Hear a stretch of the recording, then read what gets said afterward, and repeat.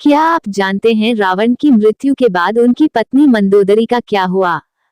रामायण के कई ऐसे पात्र हैं जिनके जीवन से जुड़ी बातें आज भी रहस्य हैं। इनमें से एक चरित्र रावण की पत्नी का है जिसके बारे में कई रोचक तथ्य मिलते हैं।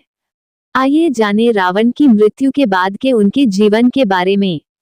रामायण ग्रंथ में न जाने कितनी ऐसे कथाएं हैं जिनके बारे में आज भी पूरी तरह से जानकारी नहीं है। ऐसी ही एक कथा है रावण की पत्नी मंदोदरी के जीवन और रावण की मृत्यु के बाद के उनके जीवन के बारे में।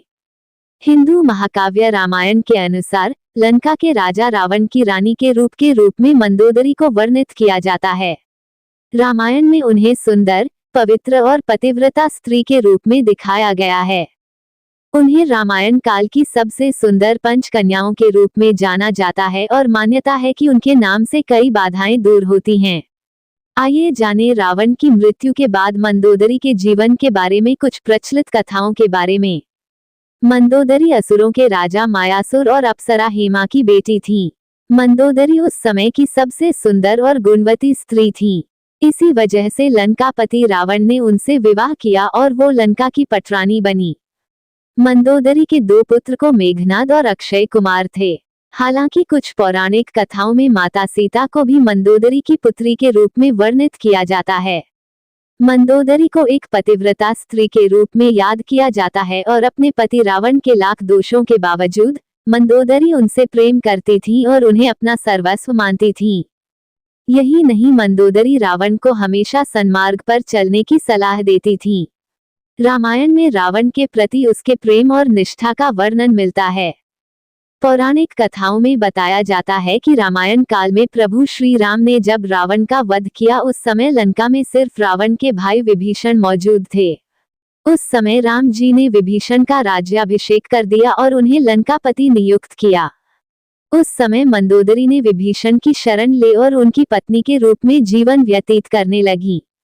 हालांकि रामायण में इस बात का कहीं बहुत ज्यादा जिक्र नहीं है और कुछ लोगों का मानना ये भी है कि रावण की मृत्यु के बाद मंदोदरी ने मृत्यु को चुना और वो सती हो गईं। एक पौराणिक कथा में इस बात का जिक्र मिलता है कि रावण की मृत्यु के बाद राम ने मंदोदरी को सांत्वना दी और उन्हें रानी और उनके पति की विधवा के रूप में उनके कर्तव्यों की याद दिलाई। इसके साथ ही उन्होंने लंका के नए राजा की पटरानी बनने की सलाह भी दी, लेकिन मंदोदरी ने विधवा का जीवन ही स्वीकार किया और आध्यात्म में डूब गईं। मंदोदरी ने अपना आगे का जीवन धार्मिक प्रथाओं के लिए समर्पित कर दिया। हालांकि इसका भी कोई ठोस प्रमाण नहीं मिलता है और यह इस तथ्य पर आधारित है कि मंदोदरी एक धर्मपरायण स्त्री थी और शायद इसी वजह से रावण की मृत्यु के बाद उन्होंने ऐसे ही जीवन को अपनाया होगा। मंदोदरी हेमा नाम की अप्सरा की बेटी थी। एक बार देवराज इंद्र की सभा में ऋषि कश्यप के पुत्र माया की दृष्टि हेमा पर गई और वह उस पर मोहित हो गए। माया ने हेमा के सामने शादी का प्रस्ताव रखा। शादी के बाद हेमा ने मायासुर की बेटी को जन्म दिया, जिसका नाम मथुरा रखा गया।